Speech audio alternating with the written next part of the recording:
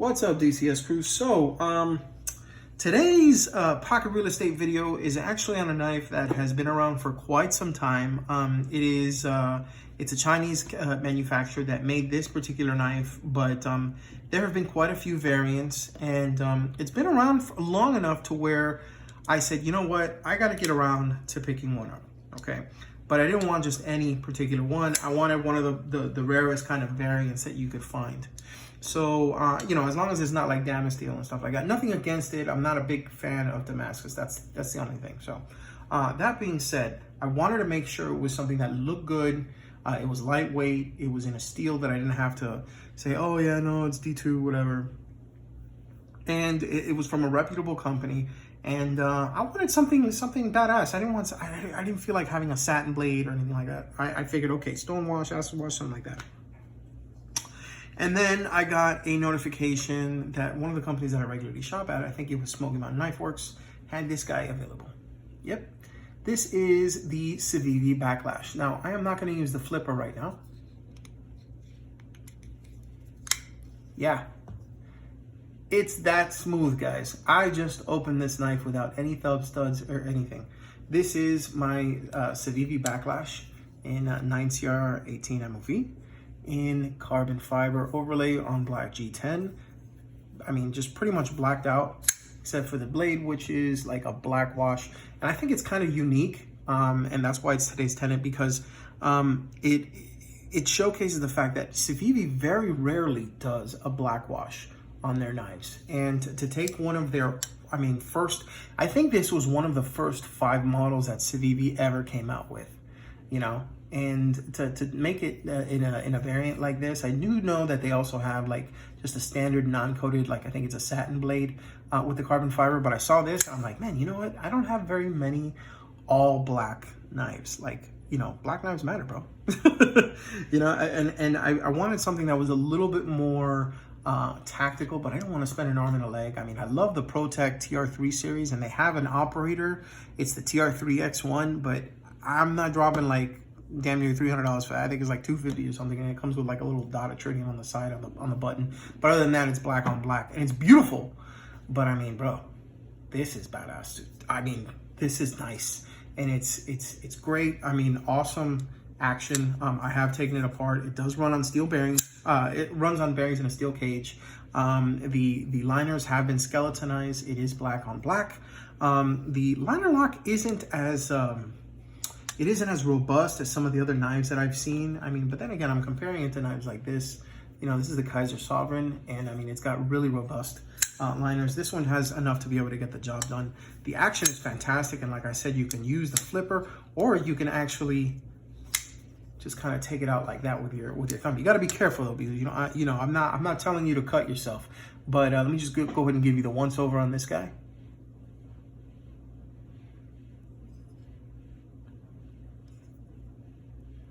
And there you have it, front to back. Nice little back spacer back here as well, also in black polymer. And yeah, so it is tapped for the lanyard hole. It is tapped for left and right hand carry. It's got that black deep carry clip, black hardware, and even that circular logo with the C that I love so much because my name is Carlos. And that's the C in DCS. Yes, it is.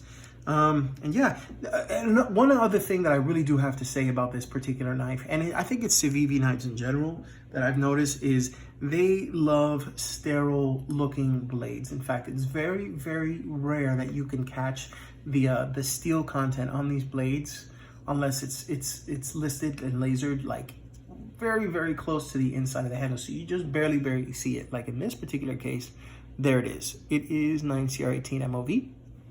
Right? That is, yes, it says it right there. Maybe you can see it, maybe you can't, but I could. So in any case, other than that, that's the only thing you will find on this blade once it has been, taken out and put back in, that you will be able to see on here. I mean, there's nothing that states it's where it's from. It's China. Everybody knows it's freaking China. It's Civivi.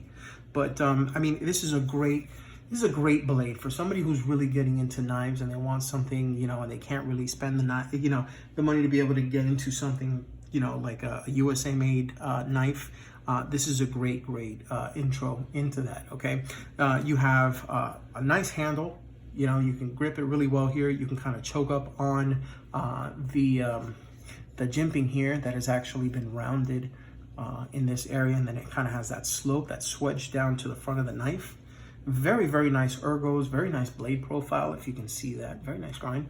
And if you are one of those people that likes to choke up on your knife, not only from the back, but from the front, you do have that choil that's here. It's kind of like an enlarged sharpening choil that you can either use for sharpening, or you can kind of, you know, get up a little bit further and do some more precise cuts, you know, for whittling and for, you know, skinning, that sort of thing. So this works really well on a variety of levels. You actually not only have the 9CR18 MOV, which is not a semi-stainless or a carbon steel, but you do have a coating on there as well. So this is probably going to be resisting corrosion a lot more than, say, your standard 9CR18 MOV steels. But besides that, I mean, I've really never had any issues with any of the knives, whether it's from Civivi or anybody else, rust on me. But that'll probably be for another video, because I think I have one that might be pitting already, but I'm gonna go ahead and talk about that in another one. So yeah, let's go ahead and see what this compares to as far as size is concerned. First and foremost, we have the Rake P105K, also known as the Rake Fang. This is the Phoenix line of knives from RUIKE, which is Rake. This is the Benchmade North Fork S30V. This is the knife that the Benchmade Grotilian should have been a long time ago. This is the QSP Penguin. Awesome knife, micarta and D2 scales. Let's see here. We have the Kershaw Bare Knuckle. Haven't seen this one on the channel yet. Acid washed blade. Green scales, very akin to the Benchmade 940. 14C28N steel, if I recall correctly. Another Kershaw, the Kershaw Atmos, 8CR13 MOV steel, 1 CR less than Civivi. All right, and the Kaiser Rogue, a Dirk Pinkerton design, S35VN, and titanium scales. So there you are, folks. Okay, so my final thoughts on this one. Well, the truth is, I like it a lot. This was something that I felt, okay, this is going to be the be all end all of you know, the Civivi knives, because I mean, for being one of the knives that was like one of the first to come out, and they're still selling so many in so many different variants, I figured, okay, I really do have to pick one up. This is kind of like the Delica of the Civivi line. You really just kind of got to get one. I think this and the Elementum are definitely a must-have model from the Civivi line. But, and this is a big but, I'm kind of disappointed in Civivi in the fact that they didn't end up coming out with something like this in a better steel.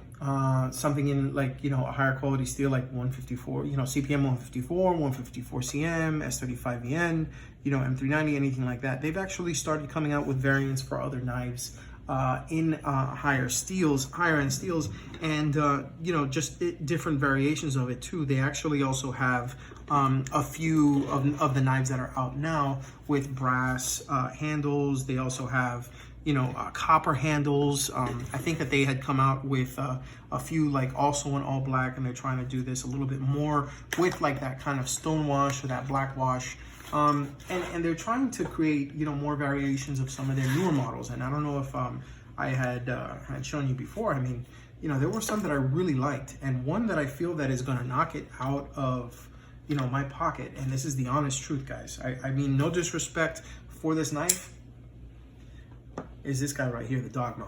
I reviewed this knife recently, and I am enamored to the point where I think that this is probably going to knock out the Baklash, or in this case, what I like to call it, the Blacklash from the pocket.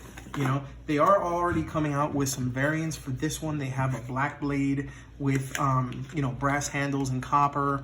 And by the way, I'm taking out some other knives so you can actually see one other one that I'm talking about here as well, that they've come out with a variant that, you know, kind of pissed me off that they haven't done anything for this guy. But they have variants for this guy, and this guy's like one of their newest models. Now, the only other one that I do say that is the elephant in the room. The S35VN elephant in the room is this Elementum. This is the only one that I ended up wanting to pick up as a must-have. They finally ended up getting the Elementum back in stock, and lo and behold, they had a variant in S35VN.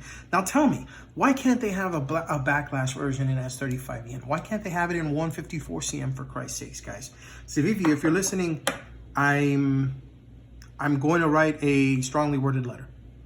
And I'm going to kindly persist and kindly, very passively aggressively request that you very politely release this particular knife in a variant that has a super steel like S35VN.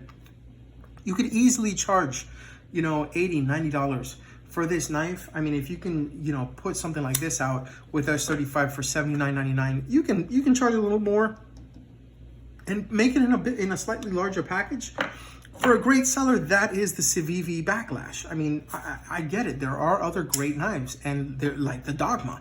But, you know, you have competition that's coming out in this particular, you know, segment. Why don't you go ahead and offer a premium design on this? This is one of your best and most tried and true designs. I don't know. You're not using your brain. So, yeah, that being said, that's my only gripe really about the Civivi Baklash. But again, thank you so much for checking out this particular video. In the meantime, this is going to be rocking the real estate in my pocket. So, yeah, the Civivi Baklash, aka the Blacklash. I love that name. I'm gonna just cane the hell out of that shit while I can. That being said, thank you so much for watching, and just remember, guys, whether it's the Elementum, whether it's the Dogma, whether it's the Baklash, just remember, if you EDC, think of DCS. Thank you so much for watching. I will see you next time. But in the meantime, this guy's going in the pocket. Peace.